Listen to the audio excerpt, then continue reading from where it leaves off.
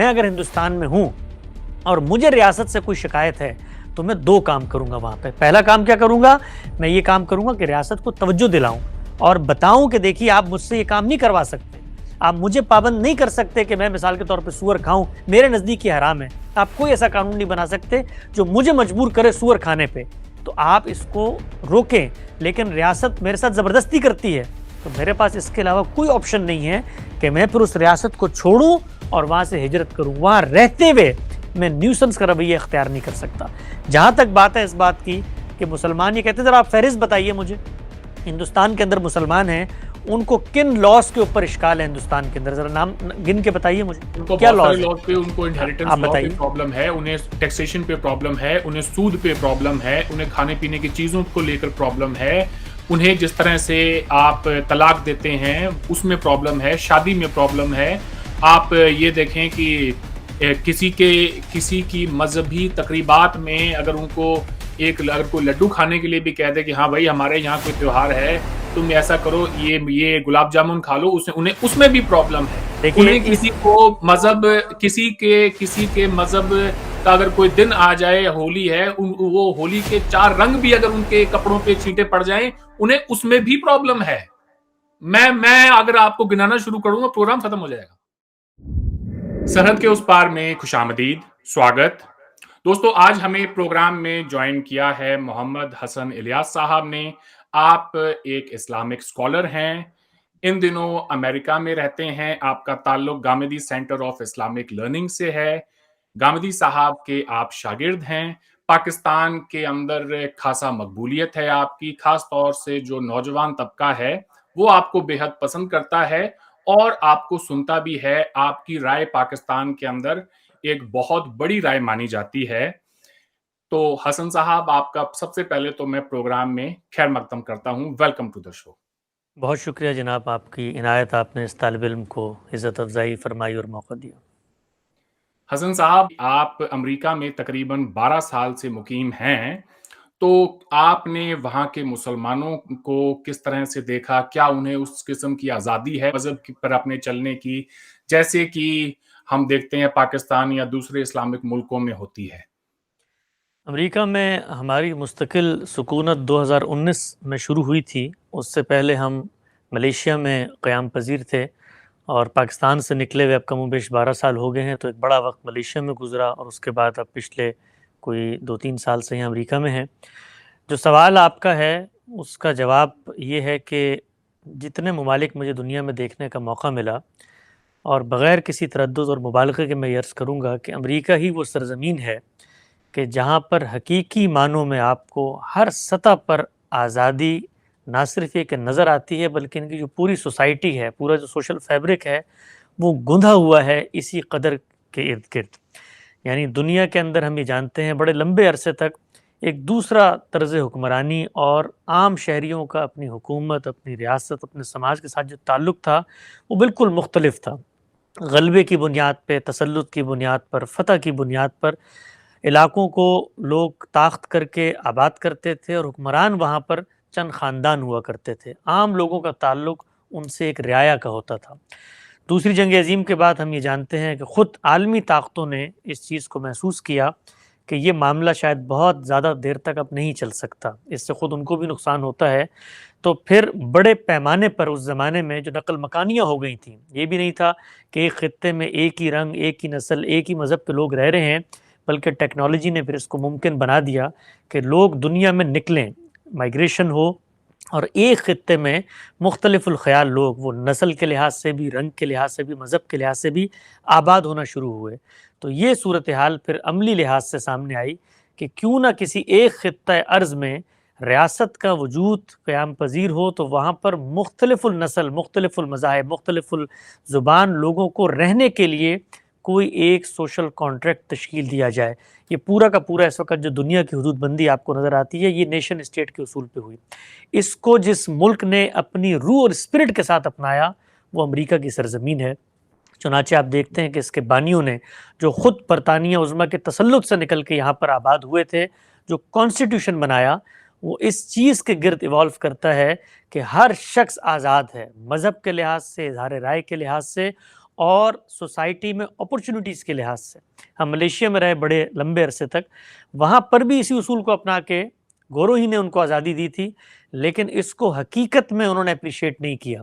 چنانچہ وہاں پر ظاہر کے لحاظ سے تو وہ نیشن اسٹیٹ ہے, لیکن حقیقت کے اعتبار سے مسلمان وہاں پہلے درجے کے شہری ہیں اور غیر مسلم وہاں دوسرے درجے کے شہری ہیں. لیکن امریکہ میں یہ معاملہ بالکل مختلف ہے. یہاں پر جب آپ آتے ہیں, آنے سے لے کر کاروبار کرنے تک اور اس کے بعد کانفلکٹ سے لے کے آپ کا جو اسٹیٹ سے معاملہ ہوتا ہے, ہر سطح پر آپ کو برابری کا احساس ہوتا ہے.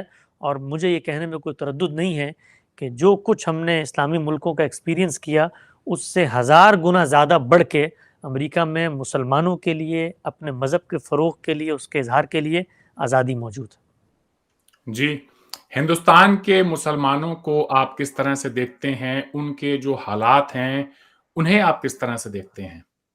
دیکھیے, پاکستان اور ہندوستان دونوں جگہ کے حالات کو میں یکساں طور پہ تجزیہ کرتا ہوں.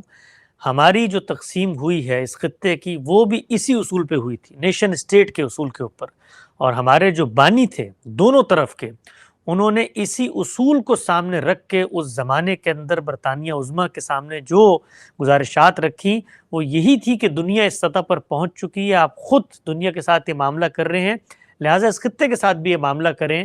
چنانچہ یہ خطہ محض کسی مذہب, کسی رنگ, کسی نسل کے تفوق یا جبر کے اوپر قائم نہیں رہے گا. آپ اس کی تقسیم کریں اس اصول پر کہ جو کچھ قومیت کی تعریف ہے یہاں پر مسلمانوں کی اور وہاں پر ہندوؤں کی, اس کو سامنے رکھتے ہوئے علیحدہ خطہ ارض دیں, لیکن اس خطہ ارض میں مختلف مذاہب کے لوگ رہیں گے. نیشن اسٹیٹ کی تھیوری یہ کہتی ہے کہ ریاست کا کوئی مذہب نہیں ہوگا, ریاست سب کو برابری کی سطح پہ تسلیم کرے گی. اس اصول کو ہم نے تو ابتدا ہی میں دستوری طور پہ وائلیٹ کر دیا. پاکستان کے اندر ہم نے اپنے آئین کے اندر ایک قرارداد شامل کی جس کو قرارداد مقاصد کہا جاتا ہے, آبجیکٹو ریزولوشن. اور اس زمانے میں ہم نے ہمارے خطے کے اندر اس سرزمین میں جس کو آج پاکستان کہا جاتا ہے, ہزاروں نہیں لاکھوں کی تعداد میں غیر مسلم اور ہندو آباد تھے, ان کو ایک میسج دیا کہ جس اصول پہ ہم نے یہ تقسیم کی ہے, ہم اس اصول کو نظریے کی سطح پہ وائلیٹ کر رہے ہیں, لہٰذا ہم یہاں پر پہلے درجے کے شہری ہوں گے. آپ نے اگر یہاں پر رہنا ہے تو پھر آپ کو عملاً ہمارا باج گزار بن کے ہی رہنا پڑے گا. تو ہمارے ہاں تو یہ ہوا کہ کانسٹیٹیوشن کی سطح پہ اس کو وائلیٹ کر دیا. اور آپ جانتے ہیں کہ ہمارے لا منسٹر تک اس زمانے میں منڈل صاحب, وہ مسلمان نہیں تھے, وہ تک ملک چھوڑ کے گئے اور بڑی تعداد میں غیر مسلموں نے عدم تحفظ کا اظہار کیا. دوسری جانب کیا ہوا؟ دوسری جانب یہ تھوڑی ہوا, سی پاکستان پر بات کر لیتے ہیں, بات چلی ہے تو آپ نے یہ کہا کہ پاکستان نے تو یہ جو نیشن سٹیٹ کا کانسیپٹ ہے اس میں اپنے نظریے کو ڈال کے ہی وائلیٹ کر دیا نیشن سٹیٹ کا جو تقدس ہے اسے, اور اس پورے کے پورے ملک کو ایک اسلامک ملک کا جامہ پہنا دیا, جس کے چلتے جو غیر مسلم تھے وہ سیکنڈ کلاس سٹیزنز ہو گئے. بہت سارے لوگ پاکستان میں کہتے ہیں کہ جی ہمارے یہاں پر تو تمام جو مذاہب کے لوگ ہیں سب ایکول سٹیزنز ہیں, آپ انہیں کیا کہیں گے؟ دیکھیے, جب ہم یہ دعویٰ کرتے ہیں کہ کسی خطہ ارض میں تمام شہری یکساں اور مساوی حقوق رکھتے ہیں, تو پھر اس کے بعد یہ نہیں ہو سکتا کہ آپ ریاست کی سطح پر کسی مذہب کو اپنا نصب العین یا آدرش قرار دیتے ہیں.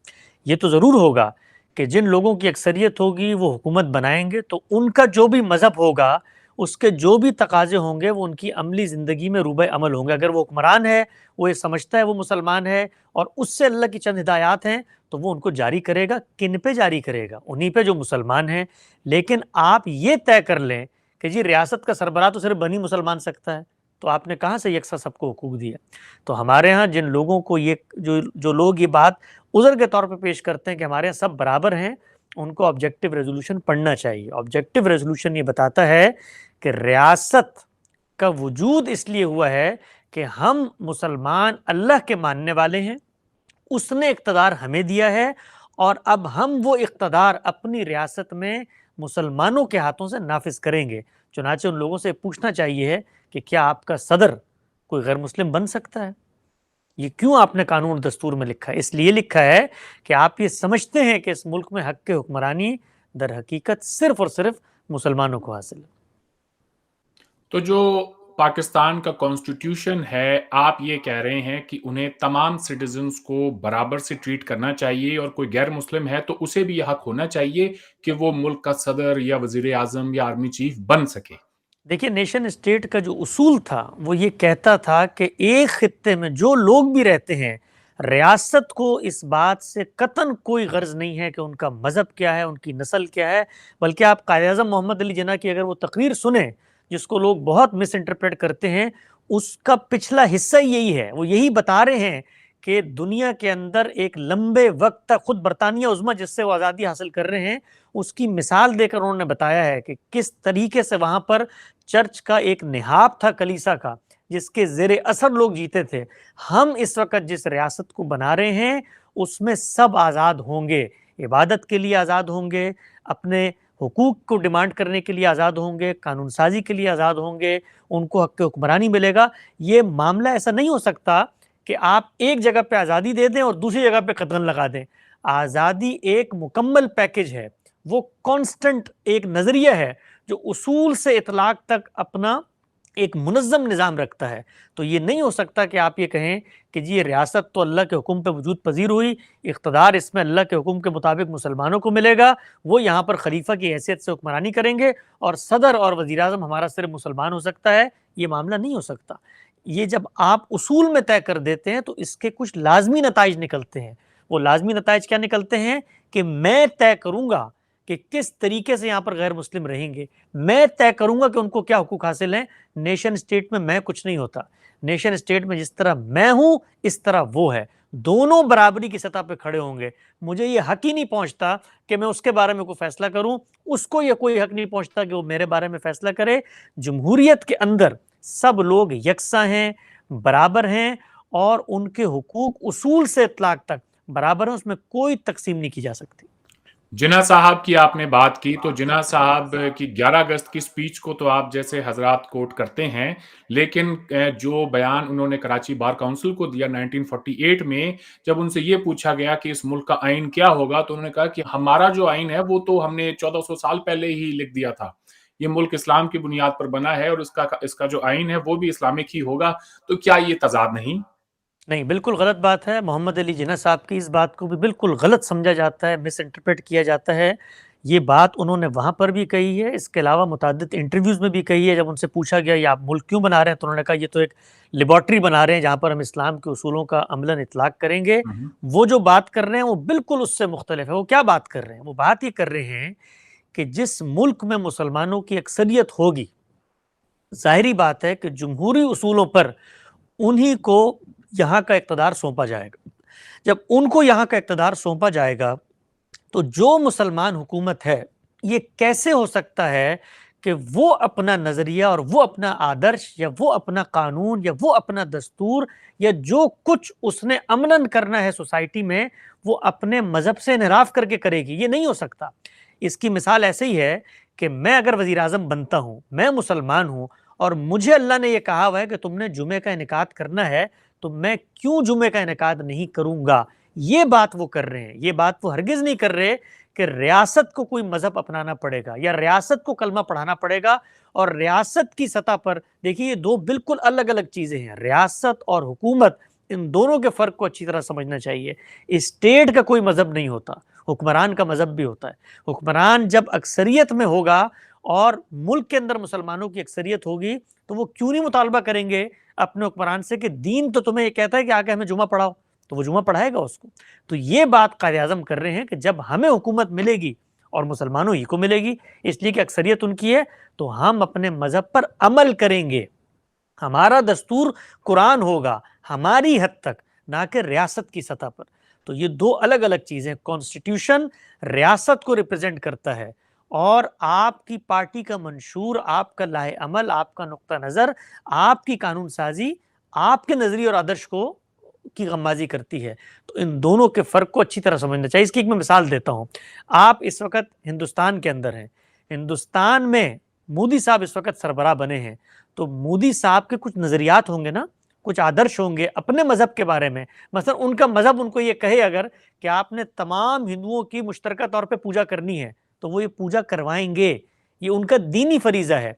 لیکن وہ یہ کانسٹیٹیوشن میں نہیں لکھ سکتے کہ جو حکمران بنے گا اس نے تو اپنی تمام رعایا کو پوجا کروانی ہے، یا حکمران ہی صرف وہ بنے گا جو پوجا کروانے کا قائل ہوگا۔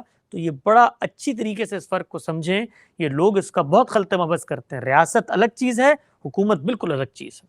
جی، کاش میں آپ کو وہ کتاب دکھا پاتا جو میں نے حال ہی میں ابھی پڑھی ہے پروفیسر ڈاکٹر اشتیاق احمد کی، معاف کریں اس وقت میرے اسٹڈی میں وہ ہے نہیں میرے پاس۔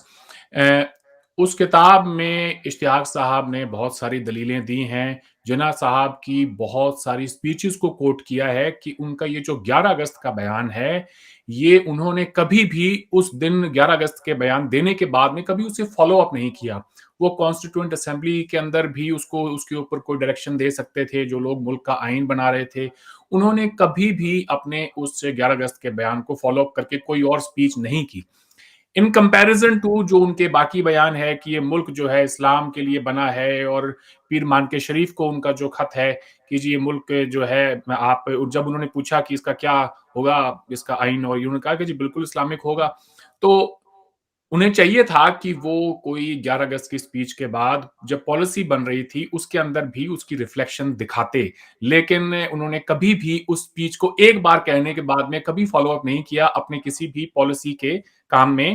تو بات یہ ہے صاحب کہ one sunny day does not make a summer. جی دیکھیے، قائد اعظم کوئی پیغمبر نہیں تھے، نہ ہم ان کے بارے میں دعویٰ کرتے ہیں کہ انہوں نے اپنی بات کو جس قطعیت، جس اذعان، جس یقین سے پہنچانا چاہیے تھا پہنچا دیا، اور اب ان کا ہر نقطہ نظر، ہر بات ہم آئین اور دستور کی طرح اخذ کریں گے۔ کسی بھی بڑے مفکر کے کسی بھی بیان کو اس عہد کے سماجی پس منظر میں رکھ کے دیکھنا چاہیے۔ قائد اعظم یا پاکستان کیوں بنا یا 11 اگست کی تقریر کیا تھی، اس کی انٹرپریٹیشن نہ مولوی کریں گے، نہ اشتیاق صاحب کریں گے، نہ کوئی اور کرے گا۔ اس کی انٹرپریٹیشن اس زمانے کا سیاسی عرف کرے گا، اس زمانے کی حرکیات کریں گی، تو کیا انہوں نے اس کی؟ سماج۔ جی اب میں عرض کرتا ہوں، دنیا کے اندر جب اس وقت تقسیم ہو رہی تھی تو جس اصول پہ تقسیم ہو رہی تھی، یہ بات بالکل واضح ہے کہ برطانیہ نے اس اصول کے تحت تقسیم کی، اور اس کی اسپرٹ یہی تھی کہ جو جہاں موجود ہے وہ وہاں پر آزاد ہونا چاہیے۔ قائد اعظم کا پورا اگر لائے عمل دیکھیں تو وہ کہتے ہیں کہ ہم مسلمان ہیں، ہماری ایک شناخت ہے، جس طریقے سے کسی قوم پر کوئی قوم کی تعریف صادق آتی ہے اس لحاظ سے ہم بھی ایک قوم ہیں، لہٰذا ہمیں نیشن اسٹیٹ کے اصول پر خطہ ارض کو الگ کرنے کی اجازت دیں۔ یہ بات ہے۔ اس سے پہلے جو کیبنٹ مشن پلان ہوا اس پہ ان کی آمادگی کی وجوہات کیا تھی، اس پہ غور کرنا چاہیے۔ وہ اس چیز کو اپنا رہے تھے، سمجھ رہے تھے کہ یہ محض تقسیم اس بنا پر نہیں ہے، ورنہ تو آپ دیکھیے کہ جو اصول تھا جس پہ تقسیم ہو رہی تھی وہ تو یہ تھا نا کہ بھئی اکثریت ہے ہندوستان میں ہندوؤں کی، تو اکثریت کے جبر کے تحت ہم جو اپنے قومی تشخص رکھتے ہیں وہ برباد ہو جائے گا۔ تو پھر سوال یہ ہے کہ پھر تو یہ تضاد پہ مبنی تقسیم ہوئی کہ ہم اکثریت کے خلاف یہاں کھڑے ہوئے ہیں اور دوسری جگہ پہ اکثریت ہی کے زور پہ اپنا اصول منوا رہے ہیں۔ تو قائد اعظم ایک عرف اور ایک عہد کے اندر بات کر رہے تھے، وہ بات جو 11 اگست کی تقریر ہے اس کا بھی پورا پس منظر سامنے رکھ کے دیکھیں۔ یہاں ایک اور نقطہ میں بتاتا ہوں آپ کو جو بالعموم غلط فہمی کا باعث بنتا ہے، وہ سیاست ہے۔ ہمارے یہاں جب کوئی چیز سیاسی بیانیہ بن جاتا ہے تو اس کے اندر ہر سطح کی لیڈرشپ اس کو ایکسپلائٹ کرتی ہے۔ یہ بات حقیقت ہے کہ اصول یہی تھا، نظریہ یہی تھا، لیکن جب تقسیم ہوئی تو بٹوین دا لائنز مسلمانوں کی بھی یہ خواہش تھی، اور یہ دنیا کے ہر قوم کی خواہش ہوتی ہے کہ وہ اس تفوق کی جبلت کو، اس برتری کو یہاں بھی سامنے لائیں۔ تو پاکستان کا مطلب کیا، لا الہ الا اللہ، یہ کلمے تقسیم سے پہلے جلسوں میں لگنے شروع ہو گئے تھے، یہ باتیں کر رہے تھے، اور ہمارے پولیٹیکل لیڈرز کسی سطح پر اس تضاد کو گوارا بھی کرتے تھے۔ اس کی اپنی مصلحتیں تھیں ان کے نزدیک کہ اس وقت اگر ہم اس کو ٹھیک کرنے لگ جائیں گے تو پھر تو ہمارا اصل مقدمہ ہی کمزور ہو جائے گا، خود ہماری قوم کی شرازہ بندی ہوگی۔ تو یہ بات بالکل درست ہے کہ یہ اصول کہ نیشن اسٹیٹ کے اصول پہ تقسیم ہو رہی ہے، سب برابر کے شہری ہوں گے، جمہوری روایات اپنائی جائیں گی، قائد اعظم کہیں تو ہمیں نظر آتا ہے، لیکن قائد اعظم نے بھی اس کو نظریہ بنا کر عوام میں پھیلایا ہو، یا قائد اعظم کی جو ٹیم تھی یا مسلم لیگ تھی وہ سب اس کے قائل تھے۔ یہ بات حقیقت ہے کہ جیسے ہی ملک آزاد ہوا تو ہم نے دیکھا کہ وہ جس چیز کے قائل تھے اس کا پھر اظہار انہوں نے اس میں کر دیا، لیکن قائد اعظم اس معاملے میں کسی جگہ پر اصول میں ابہام میں کھڑے ہوئے ہیں یا جس بنا پر تقسیم ہو رہی ہے اس پہ سوال نہیں اٹھایا جا سکتا۔ یہ تو کانٹرڈکشن ہوا نا پھر، نہیں، یہ کہ کانٹرڈکشن انہوں نے دو قومی نظریے की बुनियाद पर मुल्क को तकसीम किया और बाद में ये कहा कि जी अब चूंकि हमें पाकिस्तान मिल गया है और हम यहाँ पे जितने भी लोग रहते हैं वो सब बराबर के शहरी होंगे।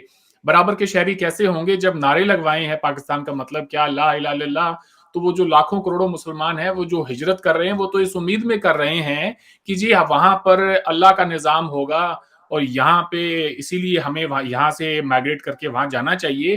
तो वो निजाम अगर उन्हें वहां जाके कोई कहे कि नहीं जी तुम जो मर खप गए, तुमने जो अपने अपने घर वालों को, परिवार वालों को छोड़ के आधा तुम जिस हालत में आए हो, यहाँ पे 10 चले थे उसमें से मुमकिन है 2 ही यहाँ पहुंचे हो, अब हमारा निजाम तो वही होगा जो हिंदुस्तान का है, तो फिर पाकिस्तान क्यों बनाया था? जी बिल्कुल सही बात है, यानी ये उसूल में बिल्कुल सही सवाल है आपका। इसीलिए आप देखिए कि उस ज़माने में जो उस ज़माने की हरकियात को जानने वाले लोग थे, मसलन मौलाना अबुल कलाम आज़ाद, उन्होंने ये सवाल उठाया कि भाई ये जिस उसूल पे आप तकसीम कर रहे हैं उस उसूल को फिर आप उसकी एसेंस में अपनाएं।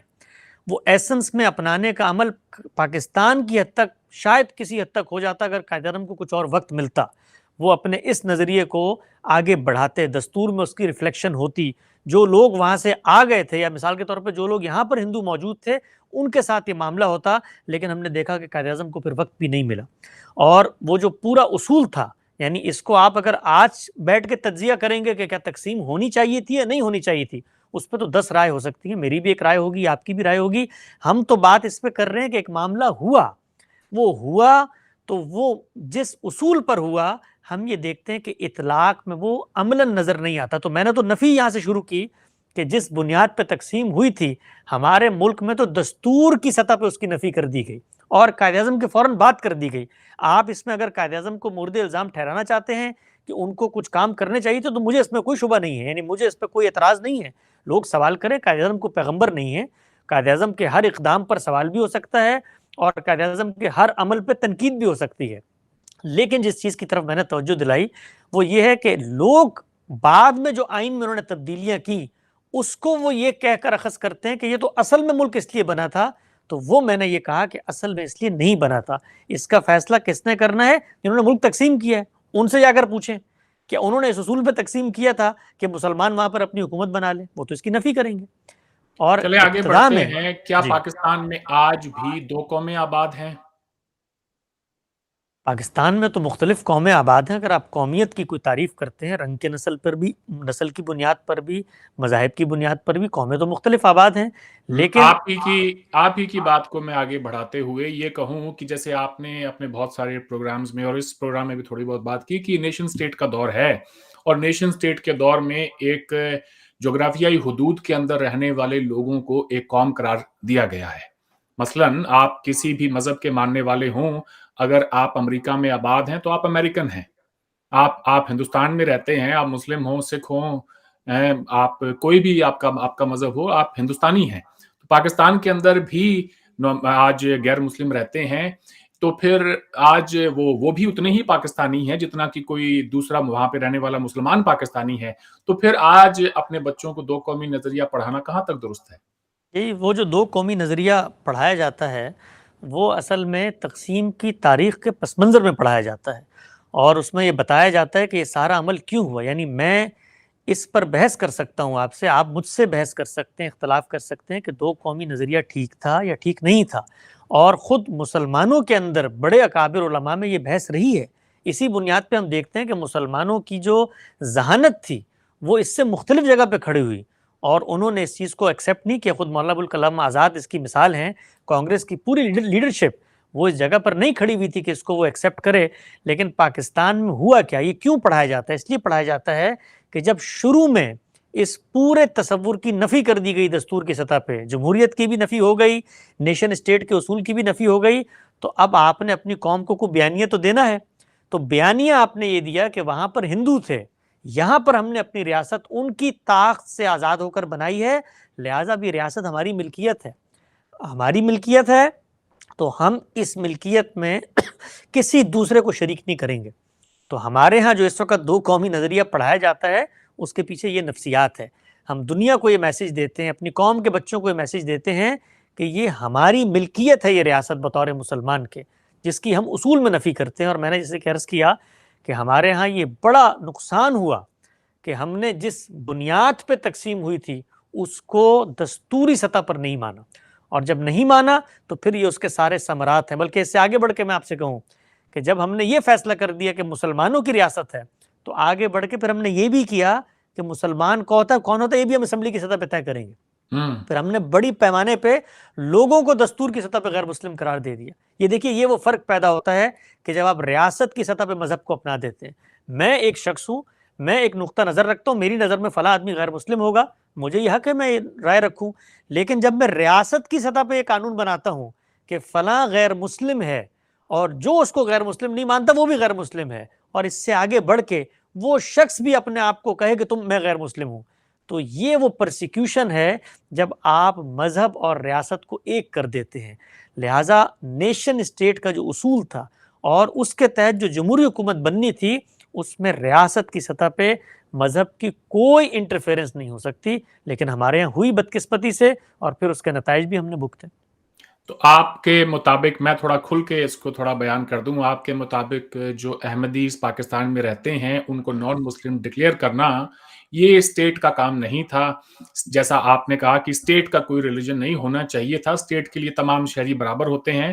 شاید یہی وجہ ہے کہ آپ کو اور گاندھی صاحب کو بہت زیادہ تنقید کا سامنا کرنا پڑتا ہے پاکستان کے اندر سے۔ آپ کی اس بیانیے کو تقویت دینے والے پاکستان میں کتنے لوگ ہوں گے؟ دیکھیے، جہاں تک آپ کا اصولی سوال ہے اس کا تو دو ٹوک جواب ہے۔ ریاست کو کوئی حق نہیں ہے کہ وہ میرے پرسنل معاملات میں، میرے بلیفز میں، میرے نظریات کے بارے میں یہ فیصلہ دے کہ میں اپنی کیا شناخت قائم کروں۔ اس کا سرے سے اس کا کوئی تعلق ہی نہیں ہے۔ ریاست میں قانون کی بنیاد صرف دو چیزوں پر ہوتی ہے: کسی کی حق تلفی ہو رہی ہوگی، کسی کی جان مال آبرو کے خلاف زیادتی ہو رہی ہوگی، اس پر ریاست قانون بنائے گی۔ اس کے علاوہ اس کی جورسڈکشن ہی نہیں ہے کہ وہ یہ طے کرے کہ میں نے کیا پہننا ہے، میرے کیا نقطہ نظر ہوں گے، میری کیا شناخت ہوگی، یہ فیصلہ میں نے کرنا ہے۔ تو اس پر تو دو ٹوک جواب ہے کہ بالکل، اور یہ بات عقل بھی کہتی ہے، علم بھی کہتا ہے، اور خود ہم جب اپنی دین کی انٹرپریٹیشن بیان کرتے ہیں تو اس کے مطابق بھی یہ بات واضح ہو جاتی ہے کہ اس معاملے میں انحراف ہوا، اور اس انحراف کے بڑے شدید نتائج ہیں جو ہماری نسلیں بھگت رہی ہیں اور آگے بھی بھگتیں گی۔ یہ پہلے سوال کا جواب ہے۔ دوسری جہاں تک بات ہے کہ کتنے لوگ ہیں جو پاکستان میں اس بات کو تسلیم کرتے ہیں، بہت کم لوگ ہیں، یہ حقیقت ہے۔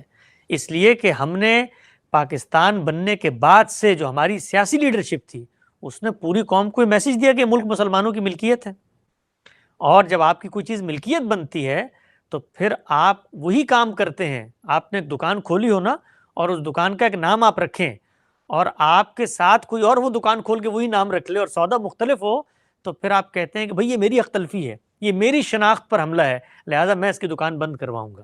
تو یہی کام ہم نے کیا۔ ہم نے یہ کہا کہ بھئی یہ کاپی رائٹ ہے ہمارا اسلام، لہٰذا اسلام احمدی حضرات کے بارے میں یہ بات پیش نظر رہے کہ میں اپنے دینی نقطہ نظر کے لحاظ سے انہیں بالکل ایک ڈیویٹ فرقہ سمجھتا ہوں۔ میں سمجھتا ہوں کہ جو مذہبی اسلام کے نظریات ہیں وہ اس سے مختلف جگہ پہ کھڑے ہوئے ہیں، ان کے ہم نظریات کے کفر کو، ان کے اندر جو جو خرابیاں پائی جاتی ہیں بیان بھی کریں گے، لیکن مجھے یہ کوئی حق نہیں ہے کہ میں ان کے بارے میں یہ فیصلہ کروں کہ تم اپنے آپ کو یہ کہو۔ لیکن ہماری سیاسی لیڈرشپ نے یہ فیصلہ کیا، لہٰذا وہاں پر اکثریت کی بھی یہی رائے ہے۔ آپ ابھی بھی چلے جائیں پاکستان میں، اکثریت اسی رائے کی تائید کرتی۔ بہت خوب۔ ایک سوال میں آپ سے پوچھنا بھول گیا، وہ دو قومی نظریے کے حوالے سے۔ آپ نے کہا کہ صرف تاریخ کی سطح تک ہم اپنے بچوں کو یہ پڑھاتے ہیں کہ یہ ریاست وجود میں آئی اس نظریے کی بنیاد پر۔ تو آج جب پاکستان کے اندر آپ اپنے بچوں کو پڑھائیں گے کہ دیکھیں جی دو قومی نظریہ یہ ہے، ہندو اور مسلمان دو الگ الگ قومیں ہیں، ان کے ہیروز الگ ہیں، ان کی تاریخ الگ ہے، ان کا کھانا پینا الگ ہے، یہ کبھی ساتھ میں نہیں رہ سکتے، اس کا اثر آپ کے اپنے معاشرے پر کیا پڑے گا؟ وہ جو لاکھوں کے اندر غیر مسلم اور خاص طور سے ہندو جو پاکستان میں رہتے ہیں، کیا آپ کو نہیں لگتا کہ اس بیانیے کے چلتے اور بچوں کے اندر یہ تعلیم دینے سے ان کے لیے غیر مسلمز کے دل میں، مسلمز کے لیے غیر مسلمز کے دل میں، خاص طور سے جو ہندوز ہیں ان کے لیے ایک تعصب، ایک نفرت کا جو عنصر ہے وہ ان کے دل میں بٹھایا جائے گا؟ جی، جس طرح پڑھایا جاتا ہے اس سے تو بیٹھتا ہے، اس میں کوئی شبہ نہیں ہے، لیکن اگر آپ کسی قوم کی اپنی بنیادوں کو محض تاریخی مطالعے کے طور پہ بچوں کو پڑھانا چاہتے ہیں تو اس میں کوئی حرج کی بات نہیں. مثلا آج امریکہ میں رہتے ہیں, یہاں پر سب جانتے ہیں کہ جو اسپینش یہاں پر آباد ہیں ان کی سویلائزیشن ہم سے مختلف ہے, ان کی تہذیب مختلف ہے, ان کے میوزک کا ٹیسٹ مختلف ہے, ان کی گیمز کی چوائسیز مختلف ہیں, ان کے لیڈرز مختلف ہیں, ان کی زبان ہم سے مختلف ہے, ان کی شکل ہم سے مختلف. یہی معاملہ افریقن امریکنز کا ہے. تو سوسائٹی کے اندر یہ ہوتا ہے, دنیا کے اندر بھی یہ ہوتا ہے. یہ مسئلہ کب بنتا ہے؟ یہ مسئلہ اس وقت بنتا ہے کہ جب آپ کسی خاص نظریے کے تحت یہ بچوں کو تعارف کرا رہے ہوتے ہیں. تو ہمارے ہاں یہ بدقسمتی ہے. آپ تعارف کرائیں مسلمان بچوں کو کہ جی ہم سب پہلے ہندوستان میں آباد تھے اور وہاں پر مختلف قومیں رہتی تھیں, لیکن ہمیں یہ محسوس ہوا کہ ہماری قوم اپنے نظریات کے لحاظ سے, اپنی تہذیب کے لحاظ سے, اپنے کلچر کے لحاظ سے مختلف ہے. تو ہمارے بانیوں نے اس زمانے کے اندر, دنیا کے اندر اس اصول کو مانا جا چکا تھا. تو ہم نے یہ کہا کہ ہم بھی ہر تعریف پر جو قوم کی ہوتی ہے پورا اترتے ہیں, لہٰذا ہمیں الگ ملک دیں. تو آج ہم یہاں پر آباد ہیں, اس اصول پر آباد ہیں کہ یہاں پر اور بھی قومیں ہوں گی, ہم ان کا احترام کریں گے. تو اس اصول پہ آپ نظریے پڑھائیے, کوئی مسئلہ نہیں ہے, لیکن ہم اس اصول پہ نہیں پڑھاتے. ہم اس اصول پہ پڑھاتے ہیں کہ دو قومیں آباد تھیں اور اس قوم کو اصلاً حق حکمرانی نہیں حاصل تھا. ہم نے 1000 سال ان پہ حکومت کی تھی. یہ تو ان کی تعداد بڑی ہوئی تھی, انگریز آ چکے تھے, تو ہمیں یہ محسوس ہوا کہ انگریزوں کے جانے سے پہلے تقسیم کر لیں, ورنہ یہ اکثریت کی بنیاد پر ہم پر غلبہ حاصل کر لیں گے. تو یہ نقطہ نظر ہم پڑھاتے ہیں. اس پس منظر میں دو قومی نظریہ زیر بحث آتا ہے جس کے بڑے مہلک نتائج ہیں. یعنی وہ آپ کیا نتائج یہ سمجھتے ہیں, دو قومی نظریہ ٹھیک تھا؟ دیکھیے, اگر آپ میری ذات کی حد تک پوچھتے ہیں تو میں اس اصول کو درست سمجھتا ہوں جو اس وقت امریکہ میں ہے, جو اس وقت باقی ریاستوں میں ہے, جہاں پر اکثریت غیر مسلموں کی آباد ہے, اور وہاں پر اگر جمہوری اصول کو اپنا لیا جائے تو کوئی پرابلم پیدا نہیں ہوتی. لیکن ہندوستان میں جو رائے تقسیم سے پہلے لوگوں کی تھی, آپ اگر نتیجے کے اعتبار سے دیکھیں, نتیجے کے اعتبار سے میں کہہ رہا ہوں, عملی حقائق, زمینی حقائق کیا تھے, ظاہری بات ہے ماضی کے اندر جا کے ہم اس کو ریورس تو نہیں کر سکتے, لیکن نتیجے کے اعتبار سے یہ بات ٹھیک ہے کہ جو کچھ تقسیم کے بعد فساد پیدا ہوا اور آج بھی دنیا اس کو بھگت رہی ہے, وہ اگر نہ ہوتا تو اس میں مسلمانوں کی بھی بہتری تھی اور عالمی امن کی بھی بہتری تھی. تو آپ یہ کہہ رہے ہیں کہ دو قومی نظریے کی بنیاد پر جس طرح سے تقسیم ہوئی وہ غلط ہے, لیکن تقسیم ہوئی وہ ٹھیک ہے. یعنی تقسیم ایک عملی حقیقت تھی. دیکھیے, ٹھیک اور غلط کا فیصلہ ہم آج بیٹھ کے نہیں کر سکتے, کیونکہ اس زمانے کی جو سیاسی سماجی حرکیات ہوتی ہیں اس کا آپ مستقبل میں بیٹھ کے ماضی کا تجزیہ نہیں کر سکتے. ہاں, یہ ضرور کہہ سکتے ہیں ہم کہ اگر مسلمان لیڈرشپ وہاں رہنے کا فیصلہ کر لیتی تو پھر اس بات کا امکان تھا کہ جو دنیا میں ماڈلز موجود ہیں جمہوری اصول پر, ہم اس کو اپناتے. تو ہم نے اس کو وہاں پر فیصلہ نہیں کیا تو کم سے کم اپنے ملک میں کر لیتے. تقسیم ہو گئی تھی تو اس نظریے کو وہاں تو اپنا لیتے, وہاں بھی نہیں اپنایا گیا. تو ہم یہ کہتے ہیں کہ جو کام وہاں کیا جا سکتا تھا ہندوستان میں نہیں کیا گیا. چلیے مان لیجئے آپ کو یہ محسوس ہوا کہ بھئی یہ کام وہاں پر نہیں ہو سکتا اور ہندو اکثریت ہمارے ساتھ وہی معاملہ کرے گی جو مسلمانوں نے بعد میں کیا, تو آپ اپنے ملک میں تو کم سے کم کر لیتے. تو تقسیم ہوتی یا تقسیم نہ ہوتی, یہ تو عملی لحاظ سے معاملات نے بتایا کہ ہونے کے بعد بھی وہ نتیجہ حاصل نہیں ہو سکا. اگر نہیں ہوتی تو کیا معاملات ہوتے, یہ تاریخ کا موضوع. میں یہ سمجھتا ہوں کہ تقسیم کا سب سے بڑا نقصان اگر کسی کو ہوا ہے وہ ہے اس برے صغیر کے مسلمانوں کو, کہ وہ ہندوستان, پاکستان اور بنگلہ دیش کے اندر ڈیوائیڈ ہو گئے. اور آج اگر ایک یونائٹڈ انڈیا ہوتا تو مسلمان 20-25 کروڑ ہندوستان کا, اتنا ہی جو ہے کم و بیش پاکستان کا بھی ہوگا میرے خیال سے, اور 15 کروڑ وہاں کا, تو 65 کروڑ کے قریب آبادی ہے. اگر 100 کروڑ ہندو بھی ہے آپ کے سامنے تو آپ ٹکر دینے کی حیثیت میں تھے. آج اگر کسی کو سب سے زیادہ کوئی ڈویژن کا, آج کوئی اگر سب سے بڑا کوئی نقصان اٹھا رہا ہے تو وہ تو مسلمان ہیں, کہ انہوں نے اپنی ایک پولیٹیکل فورس بن کے وہ ابھر سکتے تھے. 1000 سال انہوں نے حکومت کی, اور جب بات آئی جمہوریت کی اور ون مین ون ووٹ کی تو انہوں نے کہا کہ جی ہم تو ان کے ساتھ نہیں رہ سکتے کیونکہ ہم ایک الگ قوم ہے. کیا ہندوؤں نے کبھی اعتراض کیا اس بات پہ کہ ہم بہادر شاہ ظفر کو جو ہے اپنا شہنشاہ نہیں مانتے, جبکہ 1857 کی جو پہلی جنگ آزادی ہے وہ تو لڑی ہی ان کی لیڈرشپ کے انڈر تھی. اس وقت کے جتنے بھی راجے مہاراجے تھے ہندوؤں کے, انہوں نے سب نے اس بات کو تسلیم کیا تھا کہ یہ شہنشاہ ہندوستان ہیں. تو خیر یہ بھی ایک تاریخ ہے. میں چاہتا ہوں کہ ہم تھوڑا سا اس سے آگے بڑھیں. ہندوستان کے مسلمانوں کے حالات کو آپ کس طرح سے دیکھتے ہیں؟ دیکھیے, جو تصویر سامنے آتی ہے ہندوستان کے مسلمانوں کی میڈیا کے ذریعے, اخبارات کے ذریعے, یا میل ملاقاتوں کے ذریعے، وہ تصویر تو کافی تشویشناک تصویر ہے. اس میں مسلمانوں کو جس طریقے سے ان کے نظریات پر عمل کرنے کی آزادی ہونی چاہیے ہے، وہ آزادی ہندوستان میں ہمیں نظر نہیں آتی. مسلمان یہ سمجھتے ہیں اس کی کہ ان کو وضاحت کریں تھوڑی. مثال کے طور پہ آپ ایک مثال لے لیں. یعنی میں ایک ملک میں رہتا ہوں، میں وہاں پر برابر کا شہری ہوں، مجھے ریاست نے آزادی دی ہے کہ میں اپنے نقطہ نظر کے اوپر عمل درآمد کروں اپنی ذات کی حد تک. تو اس پہ مجھ پر سماج کی سطح پہ، قانون کی سطح پہ، ریاست کی سطح پہ کوئی قدغن نہیں ہونی چاہیے. لیکن میں اگر قربانی کرنا چاہتا ہوں گائے کی، تو مجھے کس اصول پہ روکا جاتا ہے ایک جمہوری، ایک آزاد، ایک سیکولر ملک کے اندر، ایک ایسے ملک کے اندر جس کا دستور مجھے یہ پروٹیکشن دیتا ہے کہ میں آزاد ہوں اپنے مذہبی نظریات کے بارے میں. آپ اگر وہاں پر یہ عذر پیش کرتے ہیں کہ جی مسلمان اگر کوئی ایسا کام کر رہے ہیں جو ہمارے نزدیک غلط ہے، تو پھر تو وہ سارا کا سارا اصول آپ یہاں پر بھی مان لیں پاکستان میں، کہ احمدی اگر کوئی ایسا کام کر رہے ہیں جو ہمارے نزدیک غلط ہے تو پھر ہم ان پہ پابندی لگائیں گے. ریاست کے اندر جان مال آبرو کے خلاف زیادتی اور کسی کی حق تلفی، اس کے علاوہ کوئی مثبت اقدامی قانون میرے خلاف نہیں بنایا جا سکتا. تو ہندوستان میں اگر کسی کو گائے عزیز ہے تو وہ اس کو عزیز ہے، اس کا پورا تصور ہے. یعنی ہندوستان کے مسلمان پلٹ کے ہندوؤں سے یہ مطالبہ کریں کہ بھائی آپ شرک کرتے ہیں، آپ ایشور کے ساتھ، کائنات کے پالنہار کے ساتھ کچھ ساجی، کچھ سبارڈینیٹ، اس کے کچھ ساتھی گردانتے ہیں، تو میرے نزدیک یہ شرک ہے اور یہ ایک آفاقی برائی ہے، عالمی اخلاقیات کے خلاف ہے. تو میں تو اس کو برداشت نہیں کر سکتا. لہٰذا آپ کل سے شرک مت کیجیے گا، بتوں کی پوجا مت کیجیے گا، مندر بند کر دیں، ایک خدائے موحد کو مانیں. تو یہ میں اگر کروں گا تو یہ بیوقوفی ہوگی، یہ غلطی ہوگی. تو ہم یہ دیکھتے ہیں کہ ہندوستان میں کافی جگہوں پر مسلمانوں کے لیے یہ مسئلہ پیدا ہوا. اور پیدا کیوں ہوا؟ اب آتے ہیں اسی اصولی سوال کے اوپر جو آپ نے پہلا سوال پوچھا تھا. ہمارے یہاں دستور کی سطح پر ہوا، ہندوستان کے اندر اطلاق کی سطح پر ہوا. یعنی دستور تو بالکل ایک جگہ پہ پڑا ہوا ہے، لیکن جو وہاں کی دستور کا مطلب میں سوسائٹی سمجھتا ہے، ہوں، مجھے اطلاق کا مطلب تھوڑا بتا دیں پلیز. ایپلیکیشن میں، ٹھیک ہے. یعنی ہمارے ہاں کانسٹیٹیوشن میں ہی تبدیلی کر دی تو پھر اس کے بعد اس کے نتائج سامنے آئے.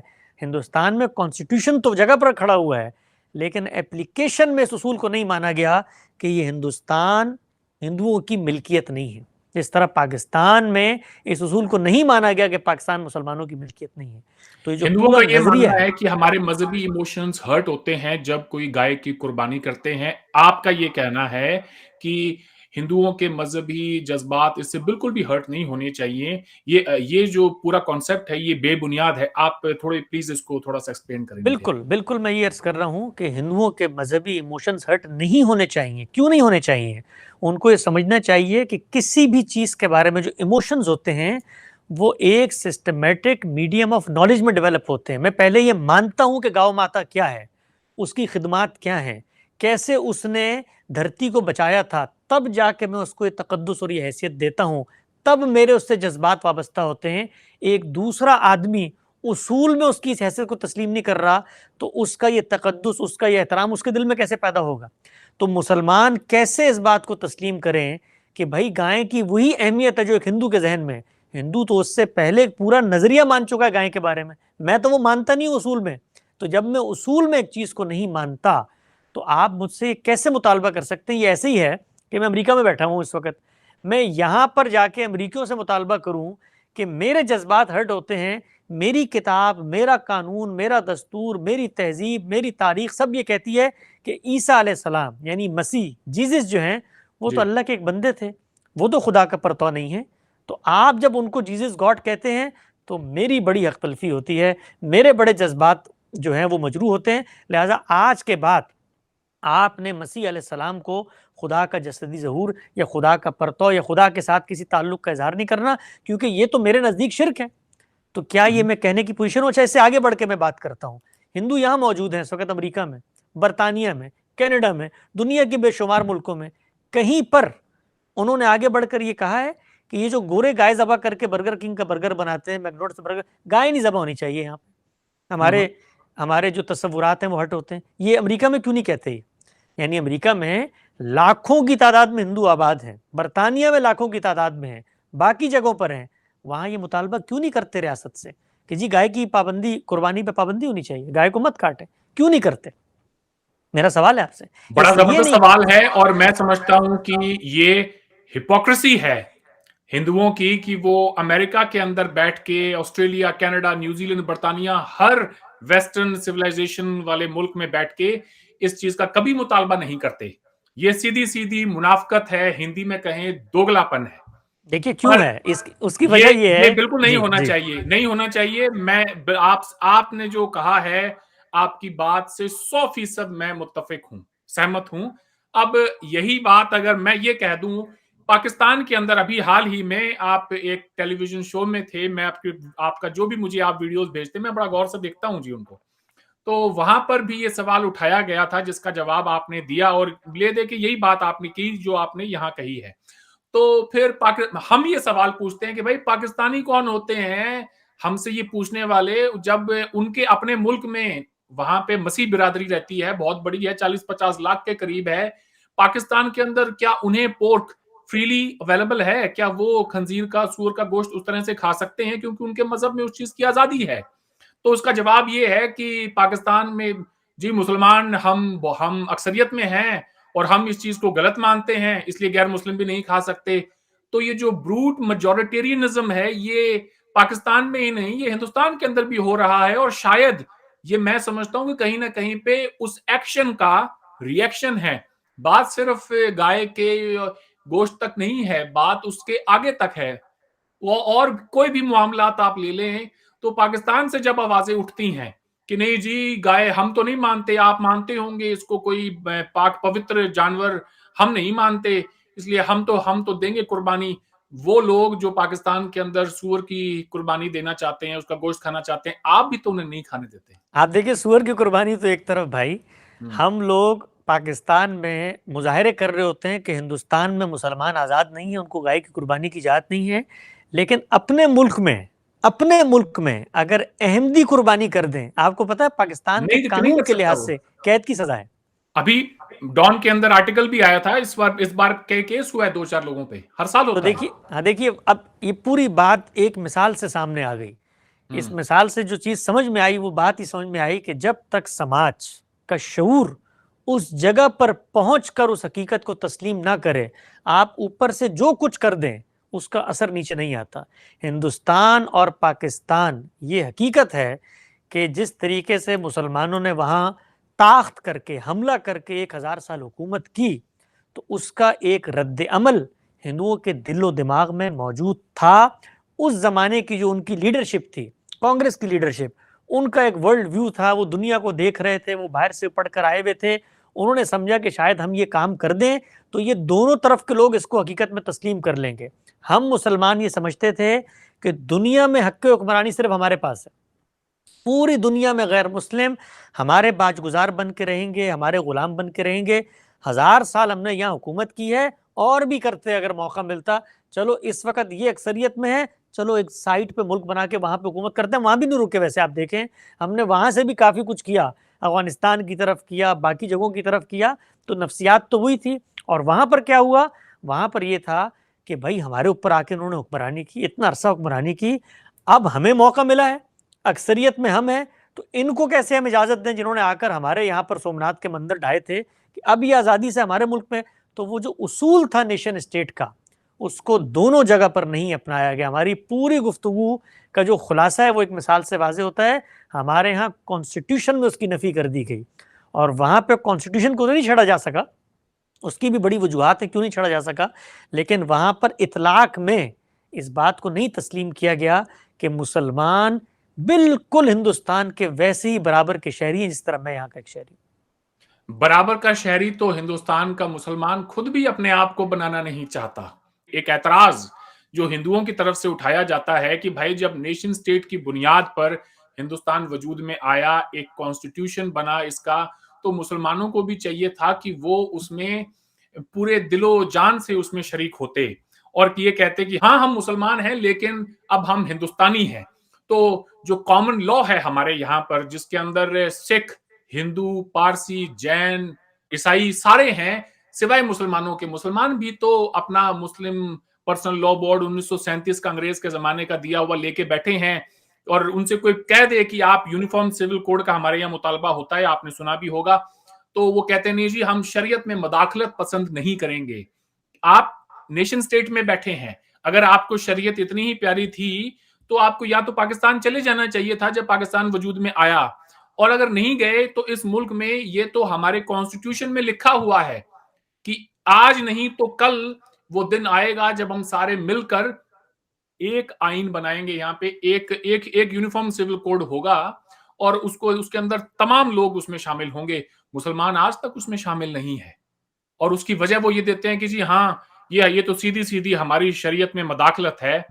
اور ہمارے جو دینی علماء ہیں ان سے جب یہ سوال پوچھا جاتا ہے تو وہ اور ان سے کوئی انہیں یہ کہتا ہے کہ جی سول میٹرز میں تو آپ کو شریعت چاہیے, کرمنل میٹرز کے اندر آپ کو انڈین پینل کوڈ چاہیے, وہاں پر شریعت کیوں نہیں لیتے ہیں؟ شریعت اگر ایک مکمل جو ہے قانون ہے جس کے اندر کوئی ترمیم نہیں کی جا سکتی, اللہ کا قانون ہے, تو پھر ایسا کیوں ہے کہ سول میٹرز میں تو آپ شریعت لیتے ہیں, کرمنل میٹرز میں جہاں پہ ہاتھ کاٹنے کی سزا ہو یا کچھ اور ہو, سخت سزا کا پروویژن ہو, وہاں پر آپ جو ہے انڈین پینل کوڈ لیتے ہیں؟ تو یہ بھی تو منافقت ہے نا کہیں نہ کہیں. دیکھیے اس میں دو چیزیں ہیں, دو کو بھی سمجھنا چاہیے. ایک چیز یہ ہے کہ پارلیمنٹ کے پاس یہ اختیار ہے کہ وہ کسی چیز کو قانون کا درجہ دے. جب ہم اپنی ریاست میں قوانین بناتے ہیں تو قوانین دو طرح کے ہوتے ہیں. ایک چیز ہے میرا پرسنل بلیف, وہ کوئی ہندو کا مختلف ہو سکتا ہے, کسی مسلمان کا مختلف ہو سکتا ہے, کسی اور مذہب سے تعلق رکھنے والے شخص کا مختلف ہو سکتا ہے. آپ ریاست کی سطح پہ قانون سازی کرتے ہیں تو پہلا سوال یہ اٹھتا ہے اس قانون سازی کرنے سے پہلے کہ کیا آپ کسی کے پرسنل بلیفز کے اندر مداخلت تو نہیں کر رہے, کسی کے پرسنل معاملات میں مداخلت تو نہیں کر رہے. اگر اس سوال کو وہاں پر حل کر لیا جائے تو پھر یہ آگے کی بحثیں نہ ہوں. میں مثال دیتا ہوں آپ کو. میں اس وقت امریکہ میں موجود ہوں. امریکہ کے اندر انہیریٹنس کا ایک لا ہے, ہر اسٹیٹ کا اپنا ایک لا ہے. انہیریٹنس کے لا کا مطلب یہ ہے کہ جب میں یا کوئی شخص دنیا سے رخصت ہوگا تو میری جائیداد کیسے تقسیم ہوگی, اس کے لیے ریاست کی سطح پہ قانون سازی ہوئی ہوئی ہے. میں اس قانون سازی کو غلط سمجھتا ہوں. کیوں غلط سمجھتا ہوں؟ اس لیے کہ میں یہ سمجھتا ہوں کہ میں نے اپنا مال اپنے دینی اصولوں کے مطابق تقسیم کرنا تھا. ریاست کا یہ کوئی حق نہیں تھا کہ اس معاملے میں آ کر کوئی قانون بنائے. یہ قانون میری ثوابدید پہ چھوڑ دینا چاہیے تھا. ہاں اگر آپ یہ کہتے ہیں کہ کسی نے اس بات کا اعلان ہی نہیں کیا کہ وہ کس مذہب پر ہے, اب مال بچ گیا ہے تو اب ریاست کے اصول پہ تقسیم کرے, آپ کر لیں قانون سازی اس کے اوپر, مجھے کوئی اعتراض نہیں ہوگا. لیکن آپ یہ کہیں کہ تمام شہری مرنے کے بعد اپنی انہیریٹنس ایسے تقسیم کریں گے تو یہ میرے پرسنل معاملات میں مداخلت ہے. یہ میں کسی مسلمان کے لیے نہیں کہہ رہا, کسی مسیحی کے لیے بھی برداشت نہیں کروں گا, کسی ہندو کے لیے بھی برداشت نہیں کروں گا. اگر ہندوتوا یا ہندوازم یا ان کے نقطہ نظر میں انہیریٹنس کسی قاعدے سے تقسیم ہوتی ہے تو میں امریکہ میں ان کے حق میں آواز اٹھاؤں گا کہ اس لا کو بدلنا چاہیے ہے. یہ پرسنل معاملات میں انٹرفیرنس ہے, ریاست کا کوئی حق نہیں ہے کہ وہ اس چیز کو طے کرے. اسی طریقے سے میں طلاق دیتا ہوں, میں نے طے کرنا ہے کہ طلاق کیسے دی جائے گی. آپ کا کوئی حق نہیں ہے کہ آپ آ کر مجھے بتائیں کہ تمہارے مذہب میں صحیح طلاق دینے کا طریقہ یہ ہے. میں مذہب کی غلط انٹرپریٹیشن کو اپنا رہا ہوں گا. میں مثال کے طور پر یہ سمجھتا ہوں کہ میرا جس امام پر, میرا جس فقیہ جس کے دلائل پر اطمینان ہے, مجھے لگتا ہے کہ 3 طلاقیں 3 ہوتی ہیں. ریاست کا کوئی حق نہیں ہے کہ وہ آ کر کہے کہ 3 نہیں ہوتی. اسی طریقے سے جو کچھ پچھلے دنوں ہوا اس کیس کے اندر, میرے خیال سے آپ کا پوائنٹ آ گیا. I get your point. آخری مثال میں دے دوں, ریاست کا کوئی حق نہیں کہ وہ یہ طے کرے کہ اسلام میں حجاب لازم ہے کہ نہیں ہے. یہ فیصلہ میں نے کرنا ہے, آپ کا اس سے کوئی تعلق نہیں ہے. البتہ آپ کوئی قانون بناتے ہیں کہ اسکول کا یونیفارم یہ ہوگا, تو قانون بناتے ہوئے یہ چیز ضرور ملحوظ رکھیں کہ میرا کوئی دینی نظریہ اور وہ قانون آپس میں ٹکرانا نہیں چاہیے. اس حساب سے ٹیکسیشن جو ہے ہمارے یہاں پہ جس طرح سے کی جاتی ہے, ہمارے یہاں پہ جس طرح سے آپ یہ کہیں کہ ہمارے یہاں پہ جو سودی نظام ہے, جس طرح سے انٹرسٹ لیا جاتا ہے بینکنگ کے اندر, اور پوری دنیا کے اندر بینکنگ سسٹم ایک موجود ہے. اگر کل کو مسلمان کہے جی ہم تو اس کو نہیں مانتے ہیں کیونکہ سود ہمارے نزدیک حرام ہے, ہمارے نزدیک طلاق دینے کا یہ طریقہ ہے, ہم تو نہیں دینے دیں گے. لیکن نیشن سٹیٹ کے اپنا آئین بنانے کا حق بھی اس نیشن کو ہے, اس کی اکثریت کو ہے, اس کے الیکٹڈ ممبران کو ہے. تو وہ حق بھی آپ ان سے نہیں چھین سکتے کہ یہ جی ہمارے مذہب کے اندر کانفلکٹ آتا ہے. تو یہ اگر آپ آج میں لسٹ بنانے بیٹھوں کہ جی نیوزی لینڈ کے اندر یا امریکہ کے اندر اگر کوئی ہندو ہو یا کوئی مسلم ہو، ان کے جو اینشنٹ کوڈ آف لائف ہے اس کے مطابق، ان کے ہسٹوریکل جو ٹیکسٹ ہیں ان کے جو مذہب کے، اس کے مطابق کہاں کہاں کانفلکٹ ہے، تو میں تو یہاں پہ بکھیڑا کھڑا کر یہاں پہ کر سکتا ہوں نہیں، اوور بالکل نائٹ. بالکل آپ بھی کر بالکل سکتے ہیں. تو بالکل ملک اس طرح سے تو نہیں چلتے. بالکل بکھیرا کھڑا نہیں ہوگا.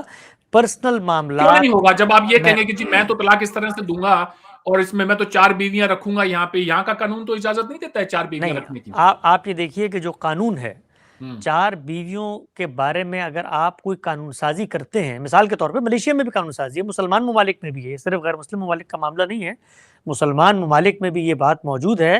تو پھر آپ کیا کہتے ہیں اس کو؟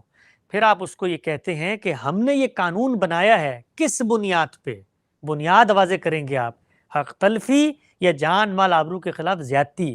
مثال کے طور پہ آپ نے امریکہ میں قانون بنایا ہے 4 ایک سے زائد شادی نہیں ہو سکتی، تو اس کی بنیاد یہ دی ہے کہ جی مسیحیت کے مذہب میں یہ بات لکھی ہوئی ہے، یا جارج واشنگٹن کو خواب آیا تھا کہ ایک شادی ہونی چاہیے.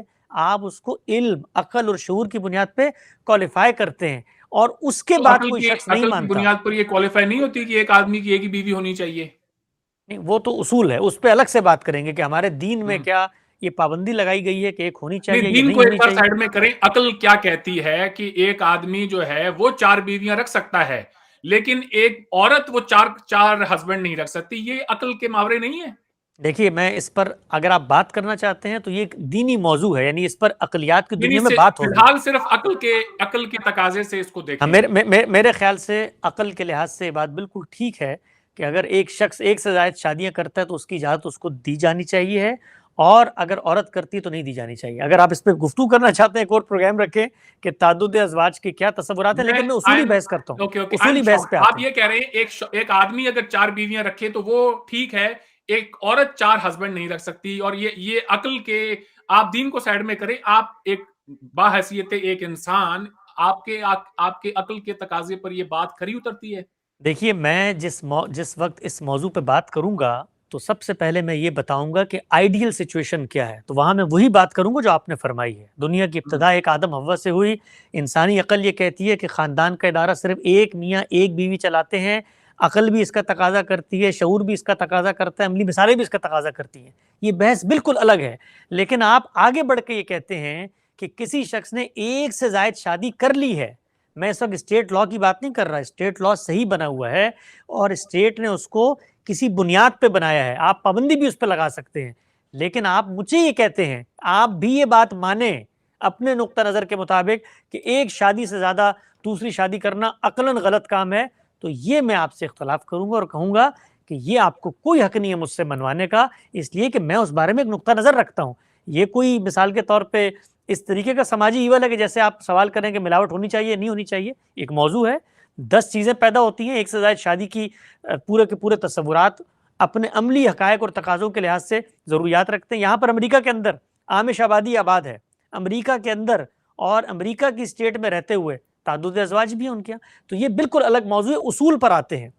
اصول یہ ہے جو آپ نے سوال کیا تھا کہ کوئی مسلمان شہری آگے بڑھ کے یہ کہے کہ میں تو ریاست کو ٹیکس نہیں دیتا کہ یہ تو سود ہے، تو پھر اس سے 2 سوالات ہوں گے. پہلا سوال یہ ہوگا کہ آپ اگر اس ریاست میں رہنا چاہتے ہیں تو اس کے یہ تقاضے ہیں، آپ اگر اس کو پورا نہیں کر سکتے تو پھر آپ کو ملک چھوڑنا پڑے گا. آپ ملک چھوڑیں اور کسی ایسے ملک میں جا کر آباد ہو جائیں جہاں آپ کے مطابق اسٹیٹ کی سطح پر یہ کام ہو رہا ہے اور آپ اس کے ساتھ کوپریٹ کرنے کے لیے آمادہ ہیں. لیکن میں اگر ہندوستان میں ہوں اور مجھے ریاست سے کوئی شکایت ہے تو میں 2 کام کروں گا وہاں پہ. پہلا کام کیا کروں گا؟ میں یہ کام کروں گا کہ ریاست کو توجہ دلاؤں اور بتاؤں کہ دیکھیے آپ مجھ سے یہ کام نہیں کروا سکتے، آپ مجھے پابند نہیں کر سکتے کہ میں مثال کے طور پہ سور کھاؤں، میرے نزدیک یہ حرام ہے. آپ کوئی ایسا قانون نہیں بنا سکتے جو مجھے مجبور کرے سور کھانے پہ. تو آپ اس کو روکیں. لیکن ریاست میرے ساتھ زبردستی کرتی ہے تو میرے پاس اس کے علاوہ کوئی آپشن نہیں ہے کہ میں پھر اس ریاست کو چھوڑوں اور وہاں سے ہجرت کروں. وہاں رہتے ہوئے میں نیوسنس کا رویہ اختیار نہیں کر سکتا. جہاں تک بات ہے اس بات کی کہ مسلمان یہ کہتے ہیں ذرا آپ فہرست بتائیے مجھے ہندوستان کے اندر مسلمان ہیں ان کو کن لاس کے اوپر اشکال ہے ہندوستان کے اندر؟ ذرا نام گن کے بتائیے مجھے ان کو کیا بہت سارے لاز ہیں؟ لاز پہ، ان کو انہیریٹنس آپ لا پہ بتائیے. پرابلم ہے، انہیں ٹیکسیشن پہ پرابلم ہے، انہیں سود پہ پرابلم ہے، انہیں کھانے پینے کی چیزوں کو لے کر پرابلم ہے، انہیں جس طرح سے آپ طلاق دیتے ہیں اس میں پرابلم ہے، شادی میں پرابلم ہے. آپ یہ دیکھیں کہ کسی کی مذہبی تقریبات میں اگر ان کو اگر کوئی لڈو کھانے کے لیے بھی کہہ دے کہ ہاں بھائی ہمارے یہاں کوئی تیوہار ہے، تم ایسا کرو، یہ گلاب جامن کھا لو، انہیں اس میں بھی پرابلم ہے. دیکھیے انہیں اس کسی کے مذہب کا اگر کوئی دن آ جائے، ہولی ہے، وہ ہولی کے 4 رنگ بھی اگر ان کے کپڑوں پہ چھینٹے پڑ جائیں انہیں اس میں بھی پرابلم ہے. میں اگر آپ کو گنانا شروع کروں گا پروگرام ختم ہو جائے گا. اس پرابلم کا تعلق، میں آپ کو سچی بات بتاتا ہوں، اس پرابلم کا تعلق مسلمانوں کی مذہبی فکر سے ہے. وہ فکر ہندوستان کے مسلمان اپنائیں گے تو پرابلم پیدا ہوگا. وہ امریکہ میں یہ سارے پرابلم امریکہ میں مسلمانوں کو پیش آتے ہیں. اس کا تعلق محض ہندوستان کے مسلمانوں سے نہیں ہے، اس نہیں، کا تعلق میں نے یہ تو نہیں مسلمانوں کی کہا، فکر سے آپ ہے. نے ہندوستان کا پوچھا تو میں نے ہندوستان کا بتا دیا. جی، یہ مسلمانوں کی فکر سے اس کا تعلق ہے، ریاست کے اندر رہتے ہوئے. مثلا ابھی اس نے ریاست نے تو کوئی پابندی نہیں لگائی کہ بھئی آپ ہولی پہ جا کے اپنے کپڑوں پہ کلر نہیں پھینک سکتے. اس کا تعلق مذہبی فکر سے ہے. وہ فکر یہ کہتی ہے کہ کسی شرک سے مشابہت رکھنے والے تہوار میں تم شامل نہیں ہوتے. اس پہ ہم بھی تنقید کر سکتے ہیں، خود مسلمانوں کے اندر بھی تنقید ہے. جو ہم اصولی بحث کر رہے تھے اس پر رہی ہے. وہ اصولی بحث کیا ہے؟ وہ اصولی بحث یہ ہے کہ ریاست یہ طے نہیں کرے گی کہ مثلاً میرا حجاب اگر میں نے لینا ہے تو حجاب کی ڈیفینیشن کیا ہے. آئی ایگری ود ریاست یو. میں یہ بالکل آپ کی بات بس سے اس حد 100% تک. پر جہاں متفق پر ہوں اس آگے بڑھے معاملے گا میں. مسلمان تو اس کو یہ بتایا جائے گا کہ دیکھیے یہ آپ مداخلت کر رہے ہیں ریاست کے معاملات میں، آپ پرسنلی یہ سمجھتے ہیں تو اس پر عمل پیرا رہی ہے. جدید دنیا کے اندر یہ جو سود جس کو کہا جاتا ہے، اس کی تعریفیں بڑی بدل چکی ہیں، اس کے اطلاق بڑے بدل چکے ہیں. یہ وہ سود نہیں ہے جو بینکوں میں ہم آج دیکھتے ہیں، جو اس سے پہلے مہاجنی طور پہ ہوتا تھا. تو وہاں پر مسلمانوں کی اس چیز کی تربیت کی ضرورت ہے. وہ ریاست بھی کرے گی، وہ تعلیم کے ادارے بھی کریں گے، ان کو بٹھائیں گے، ان کو بتائیں گے کہ دنیا کی معیشت کیسے چلتی ہے. یہ درہم دینار کا دور نہیں ہے. یہ معیشتیں عالمی طاقتیں چلا رہی ہوتی ہیں، اور جس چیز کو تم غلط سمجھ رہے ہو خود اپنے اصولوں میں جا کر دیکھو، یہ وہ چیز نہیں ہے جو یہاں پائی جاتی ہے. اور وہاں پر بھی میں کہوں گا دنیا کی کوئی ریاست آسمان سے نہیں اترتی. ہر قانون پہ تنقید کا حق ہے.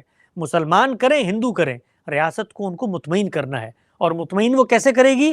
یہ بتا کر کہ جو قانون میں نے بنایا ہے وہ یا تمہاری یک تلفی کو روک رہا ہے یا تمہاری جان مال آبرو کے خلاف زیادتی کو روک رہا ہے. اور ہم اگر مسلمان ہیں تو آگے بڑھ کے مجھے یہ کہنے کا حق دیجئے کہ ہم یہ کہنے کا بھی حق رکھتے ہیں کہ ہم سے آپ اگر ٹیکس لینا چاہتے ہیں تو پھر ہمارے نقطہ نظر کے مطابق ٹیکس لیں. وہ آپ کے موجودہ ٹیکسیشن سے کافی زیادہ ہے ویسے، آپس کی بات میں بتا رہا لیکن ہوں، جو بھی ہو، لیکن یہ حق بھی میں رکھتا ہوں. کسی یہ کے حق بھی میں مذہبی امریکہ میں روایات بھی کو رکھتا لے ہوں. یہ کے حق پالیسی نہیں بنتی ہے. ملک کی پالیسی بنتی ہے ایک اپنے لیول کے اوپر، اس میں کوئی بھی ریلیجن کی دخل اندازی ٹھیک نہیں ہے. ہمارے یہاں پہ بھی بہت سارے چینجز آئے ہیں. ہومو سیکشولیٹی کا ایک لا تھا 377 جس کو ہمارے سپریم کورٹ نے ایبروگیٹ کیا، اور آج اب وہ دھیرے دھیرے جو دنیا بھر کے پیمانے ہیں، گلوبل جو سٹینڈرڈز ہیں، اس کے مطابق ہم کیچ اپ کر رہے ہیں. مسلمانوں کو اس میں بھی بہت بڑا اعتراض ہے، بہت ساری چیزوں سے اعتراض ہے. کہنے کا میرا جو مقصد ہے وہ یہ ہے صاحب، ایک ملک کے اندر ایک ہی نظام ہوگا. آپ کو اگر وہ پسند ہو تو ٹھیک ہے، نہ پسند ہو تو آپ کو اس کا متبادل ڈھونڈنا ہوگا. جس بالکل ٹھیک طرح ہے. سے آپ نے میں کہا کہ اصول کی حد تک آپ سے متفق ہوں. پارلیمنٹ کو یہ اختیار ہے کہ وہ قانون بنائے گی. میں ریاست کے شہری کی حیثیت سے اس پر عمل کرنے کے لیے پابند ہوں، لیکن میں پارلیمنٹ میں ہوں گا تو یہ آواز اٹھاؤں گا کہ جو ہاں، قانون آپ بنا رہے ہیں اس کا میرے پرسنل بلیف سے تعلق ہے اور آپ میرے نقطہ نظر میں مداخلت کر رہے ہیں. یہ حق جس طرح وہاں قانون بنانے کا ہے، اسی طرح مجھے اس کے خلاف آواز بلند کرنے کا. ہندوؤں کے اندر بھی منوسمرتی کوڈ ہوا کرتا تھا، لیکن جب کانسٹیٹیوشن بنا تو کچھ ہندو مہاسبھا اور ایسی تنظیموں نے اس کی مخالفت کی، لیکن اینڈ میں ہماری گورنمنٹ نے سب کو مطمئن کیا اور آن بورڈ لیا. کسی کو نہیں سمجھا سکے تو وہ مسلمان تھے، اور وہ کہیں نہ کہیں پہ it goes back in the history کی انہیں. اور یہ پارٹیشن کے اندر بھی یہ چیز ہم نے دیکھی کہ دو الگ الگ مذاہب کو ماننے والے لوگ ہیں، ہم نہیں چل پائیں گے جی ان کے حساب سے، اس لیے ہمیں پاکستان چلے جانا چاہیے. وہ بات اور ہے کہ پاکستان کے اندر بھی کوئی اللہ کا قانون نہیں ہے، ایسا کوئی مکمل شریعت نہیں ہے. وہاں بھی انڈین پینل کوڈ کی ہی طرز کے اوپر پاکستان پینل کوڈ ہے. یہاں تک کہ اس کے آپ یہ کہیں کہ جو بھی اس کی سزائیں ہیں ہر چیز کی، وہ لے دے کہ ایک ہی ہے. سیکشن 144 ہمارے یہاں پہ بھی وہی ہے اور وہی ہے، سارے ہے. آپ 295 لے لیں، 295A تو ہمارے یہاں وہی ہے, سی آپ نے لگا دیا ایک اور الگ. خیر آگے بڑھتے ہیں. میں آپ سے ایک سوال جو میرا اسی پوائنٹ آف ویو سے تھا, وہ یہ ہے کہ ہندوستان کے مسلمانوں کو یونیفارم سول کوڈ کو اپنا لینا چاہیے ڈو یو تھنک, یا پھر انہیں آگے اس میں اور ریزسٹنس دکھانی چاہیے؟ ہندوستان کے مسلمانوں کو سب سے پہلے اس چیز کا جائزہ لینا چاہیے کہ وہ کون سے معاملات ہیں جس میں ان کے دین نے ان کے لیے کچھ چیزیں مقرر کر دی ہیں. وہ معاملات بہت مختصر سے ہیں. وہ شادی بیاہ کے معاملات ہیں, وہ نکاح طلاق کے معاملات ہیں, وہ اصلاً وراثت کی تقسیم کے معاملات ہیں, اور وہ آپ کے عورتوں کے حوالے سے بعض مواقعوں کے اوپر زینت اور حجاب کے معاملات ہیں. یہ چند معاملات ہیں. ان معاملات کو الگ کر دیں اور باقی جو کچھ موجود ہے اس میں خود انسان کو شریعت نے یہ اجازت دی ہے کہ وہ اخلاقی اصولوں کو سامنے رکھ کے آپ اپنے قاعدے بنائیں, اپنے قوانین بنائیں, اپنے لاز بنائیں. وہ ٹیکسیشن کے قوانین آپ بنا سکتے ہیں, جو چاہیں بنائیں. ہندوستان کے مسلمانوں کو یہ سمجھنا چاہیے. جو بات میں نے آپ سے کی تھی وہ بات یہ تھی کہ بدقسمتی ہے, ہم یہ سمجھتے ہیں کہ جو کچھ ہماری تاریخ میں مسلمانوں کی ریاست کے اندر قوانین رہے, جس کو فقہ سے تعبیر کیا جاتا ہے, وہ اصل میں دین کا ایک, جس کو آپ کہتے ہیں پینل کوڈ ہے, اس کو نافذ ہونا چاہیے ہم پہ. تو ہندوستان کے مسلمانوں کو اگر وہ یہ بات پوری توانائی سے پیش کریں گے کہ دیکھیے طلاق میرے نزدیک تین ہوتی ہیں, آپ اختلاف کر سکتے ہیں کہ میں غلط ہوں, لیکن میں جب طلاق دوں یا کوئی خاتون کہے کہ مجھے 3 طلاقیں ملیں تو غلط ہونے کے باوجود آپ مجھے یہ حق دیجئے کہ میں ان کو 3 سمجھوں, تو اس معاملے میں ریاست انٹرفیئر نہ کرے. اسی طریقے سے ان معاملات میں ریاست انٹرفیئر نہ کرے کہ میری وراثت ہے, میری نکاح ہے, میرا طلاق ہے, یہ کیسے ہوگا, یہ ہم طے کریں گے. ہاں, آپ نے ریاست کی سطح پہ قانون بنانا ہے, آپ ضرور بنائیے, لیکن ان چند معاملات میں ہم پر کوئی پابندی عائد نہ کریں. آپ حرام کھانا چاہتے ہیں کھائیے, مجھ پر یہ لازم نہ کریں کہ جی میں بھی جا کر بغیر ذبیحہ کے, بغیر بسم اللہ پڑھے ہوئے گوشت کھاؤں گا. آپ کہیں گے ڈسکرمنیشن ہوگی, کوئی ڈسکرمنیشن نہیں ہوگی ہندوؤں کی. جس طرح ہندوؤں کی کوئی ڈسکرمنیشن نہیں ہوتی, نماز نہ پڑھ کے. میرے خیال سے اگر کوئی بسم اللہ پڑھ کے اور اگر اپنا کوئی گوشت کھانا چاہتا ہے تو کوئی پرابلم نہیں ہونی چاہیے اس میں, جس طرح سے چاہے حلال کریں. آئی ڈونٹ تھنک, وہ تو یہاں پہ ان ملکوں کے اندر بھی اجازت ہے اور لوگ کرتے ہیں, لیکن جہاں تک ایک یونیفارم سول کوڈ کا تعلق ہے, آئی تھنک پارلیمنٹ کو پورا حق ہے کہ وہ قانون سازی کرے, اور مسلمانوں پر یہ لازم ہے کہ وہ اسے مانے. بالکل ایسے دینی لحاظ سے لازم ہے. ہاں جی, اب بات یہ ہے کہ اگر ہر کوئی آبجیکشن کرنا شروع کر دے تو پھر تو یہ اسٹیٹ نہیں رہی نا. پھر آبجیکشن پارلیمنٹ کی سطح پہ ہوتی ہے بھائی, سڑک کی سطح پہ نہیں ہوتی. پارلیمنٹ کی سطح پہ جب قانون بنتا ہے سارے مراحل سے گزرتا ہے. اس کو بھی آپ ریاست کو آپ خدا کا درجہ نہ دیں, ریاست بھی انسانوں پر مشتمل ہے, غلطی بھی کرتی ہے. یہ سب کام ہم نے وہاں ریاست کی سطح پہ کیے پاکستان میں, لیکن ہر مذہب آواز نہیں اٹھاتے ہم. حسن صاحب, ہر مذہب کے ماننے والے پھر کل کو اعتراض کر سکتے ہیں کہ یہ چیز ہمارے مذہب کے اعتراض سنیں گے نا, ہم اعتراض سنیں گے, اعتراض کا جائزہ لیں گے, اس کے اندر اخلاقی علمی فکری پہلو دیکھیں گے, دیکھیں گے کسی شخص کے پرسنل رائٹس پہ تو کوئی قدغن نہیں آ رہی. ان سب پہلوؤں کا آپ کو پتہ ہے پاکستان کے اندر کیا لوگ عذر پیش کرتے ہیں ہم لوگوں کے بارے میں. بھائی ریاست کی سطح پہ قانون بن چکا ہے احمدیوں کے بارے میں, تم لوگ کون ہوتے بولنے کے لیے؟ تو یہ میں آپ کو بتا رہا ہوں, یہ بات اس کو غور سے سنیں کہ ریاست جو بھی قانون بنائے گی یونیفارم ہوگا, کوئی دو رائے نہیں ہے. جب بنے گا تو عملاً اس پہ عمل بھی ہوگا, اکثریت پارلیمنٹ کی فیصلہ کرے گی, وہی قانون بنے گا. لیکن قانون بنانے کے اس عمل کو انسانی عمل سمجھیں, اس کے اندر غلطی بھی ہوتی ہے, اس کے اندر بہتری بھی لائی جا سکتی ہے. یہ میں نہیں کہہ رہا کہ ہر کوئی کھڑا ہو کے کہے کہ میں تو قانون کو نہیں مانتا. قانون ماننا لازم ہے, قانون پر عمل درآمد ہوگا. میرے خیال ہمیں آگے بڑھنے کی ضرورت ہے, مجھے وقت کا بھی خیال ہے, میں آپ کا زیادہ ٹائم نہیں لینا چاہتا. یہ بتائیں صاحب کہ ایک تو گائے کی قربانی والا مسئلہ ہے, اس کے علاوہ ہندوستانی مسلمانوں کو اور کیا پرابلم ہے؟ دیکھیے ہندوستان کے مسلمانوں کو یہ بات سمجھنی چاہیے ہے کہ جس اصول پہ وہ اس ملک میں آباد ہیں وہ اصول جمہوریت کا اصول ہے, برابر کے شہری ہیں, اور کسی بھی ملک میں اگر آپ نے اپنی اقدار, اپنے کلچر, اپنے مذہبی نظریات کا تحفظ کرنا ہے تو اس کے لیے آپ کو مضبوط لیڈرشپ چاہیے. وہ لیڈرشپ جو دنیا کو جانتی ہو, وہ لیڈرشپ جو زمانے کو جانتی ہو. ہمارے ہاں بدقسمتی سے ہندوستان میں جو لیڈرشپ اس وقت مسلمانوں کی ہے وہ جذباتی لوگوں پر مشتمل ہے. وہ مسلمانوں کو ان محرومیوں کا نعرہ لگا کر اصل میں برانگیختہ کرتے ہیں اپنے سیاسی مفادات کے لیے.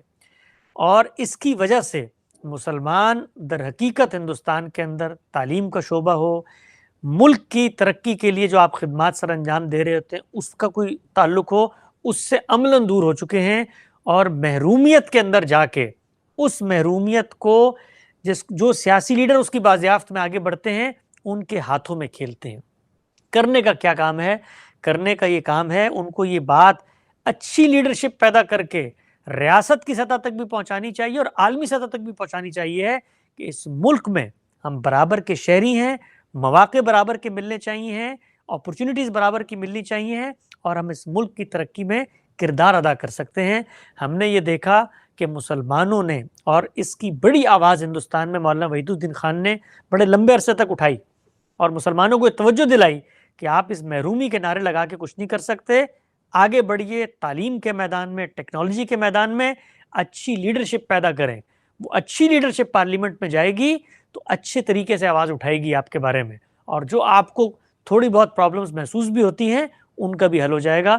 تو رونے سے دنیا میں کچھ نہیں ہوتا، آپ کو سوسائٹی میں کھڑے ہو کر اپنا کردار ادا کرنا پڑتا ہے، اور مضبوط لیڈرشپ وہ کسی کمیونٹی کا تحفظ کرتی ہے، کسی ملک میں۔ لیڈرشپ مضبوط ہونی چاہیے، یہ بات آپ کی بالکل ٹھیک ہے۔ میں سمجھتا ہوں لیڈرشپ سیکولر بھی ہونی چاہیے، اور ایسی ہونی چاہیے کہ جس کو دیکھ کے ہر انسان، چاہے اس کا مذہب کوئی بھی ہو، اگر کوئی مسلم لیڈر کانسٹیٹیوشن کی پاسداری کی بات کر رہا ہو، سیکولرزم کی حمایت کر رہا ہو، تو آپ دیکھیں گے کہ اس ملک کے جو ہندوز ہیں، میجورٹی جو آبادی ہے، وہ بھی ان کے سپورٹ کریں گے اور ان کے مداحوں میں ان کا بھی شمار ہوگا۔ لیکن بدقسمتی سے ہمارے یہاں پہ مسلمان سیاستدان، مولانا آزاد کو آپ چھوڑ دیں، ان بہت ایک دو اور آپ کو نام ہوں گے، محمد عارف خان جیسے، زیادہ تر جو سیاست کرتے ہیں وہ سیپریٹزم کی سیاست کرتے ہیں، اور وہ اپنے مذہب کی سیاست کرتے ہیں۔ وہ کوئی ایسی سیاست نہیں کرتے جس کو دیکھ کے کوئی ہندو بھی کہہ سکے کہ ہاں یار یہ میرا لیڈر ہے اور مجھے یہ اپیل کرتا ہے۔ تو آپ کیا کہیں گے کہ مسلمانوں کو سیکولرزم کے بارے میں بھی تھوڑا سا بتا دیں کہ اتنی بھی کوئی بری چیز نہیں ہے، اتنی بھی کوئی گالی دینے والی چیز نہیں ہے، اگر آپ جس ملک میں رہتے ہیں اسے، اس کے نظام کو اور اس کے سیکولر ویلیوز کو ہی اگر آپ گالیاں دیں گے، مثلا میں نیوزی لینڈ میں ہوں، آپ امریکہ میں ہیں، ہم مائنورٹی میں ہیں، ہمارے دفاع میں اگر کوئی سب سے بڑی چیز یہاں کھڑی ہے تو وہ سیکولرزم ہی ہے۔ اگر ہم سیکولرزم کو ہی گالی دیں گے تو بھائی میجورٹی کو تو سیکولرزم نہیں چاہیے ہوگا۔ اگر ہندوستان کی جو میجورٹی ہے آج، انڈیا اگر کہہ دے کہ جی ہم ہندو اسٹیٹ ہیں، تو اس سے ہندوؤں کی زندگی پہ زیادہ اثر نہیں پڑے گا جتنا مسلمانوں کی اور باقی جو اقلیتیں ہیں ان کی زندگی پہ پڑے گا۔ لیکن اقلیتیں ہی جب سیکولرزم کو گالیاں دیں گی تو پھر کہانی آگے کیسے بڑھے گی؟ نہیں، یہ بڑی نعمت ہے۔ آپ اگر اصول کی حد تک دیکھیں، پاکستان میں تو ہم اس نعمت سے محروم ہو گئے کہ ہم نے اپنے دستوری کو تبدیل کر دیا۔ ہندوستان میں اگر دستور اس سطح پر محفوظ ہے اور وہ تحفظ کا اعلان کرتا ہے، تو اب ہم نے صرف ان لوگوں کو جن کے ہاتھ میں حکومت ہے یہ توجہ دلانی ہے شائستگی کے ساتھ کہ اس دستور پر عمل پیرا ہوں۔ دستور میں اگر تبدیلی ہو جائے تو ریاست کی سطح پر آپ جو نتائج بھگتتے ہیں وہ ہم نے پاکستان میں بھگتے ہیں اور ہم آج بھی بھگت رہے ہیں، ان کو تبدیل کرنا بڑا مشکل کام ہوتا ہے۔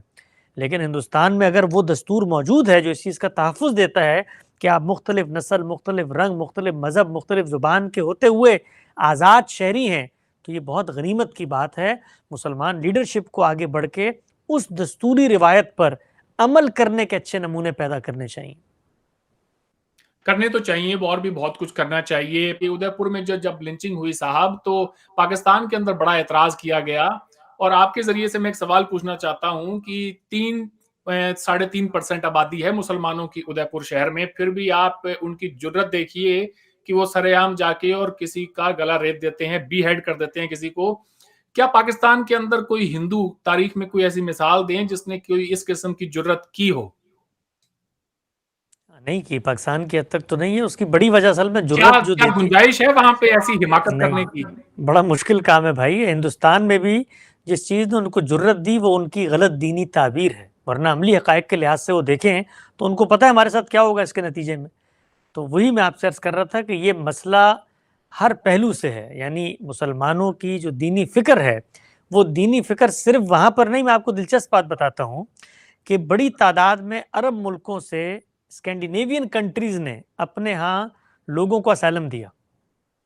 اچھا وہاں جب ان کو اسائلم دیا تو ہونا تو یہ چاہیے تھا نا کہ وہ ان کے شکر گزار ہوں، ان کے بارے میں یہ کہیں کہ بھائی ہمارے پاس نہ سر چھپانے کی جگہ تھی، نہ ہمارے پاس ریاست تھی، آپ کا شکریہ، آپ نے ہمیں جینے کا موقع فراہم کیا۔ وہ انہوں نے وہاں جا کر خلافت کے احیاء کی تحریکیں چلانا شروع کر دی۔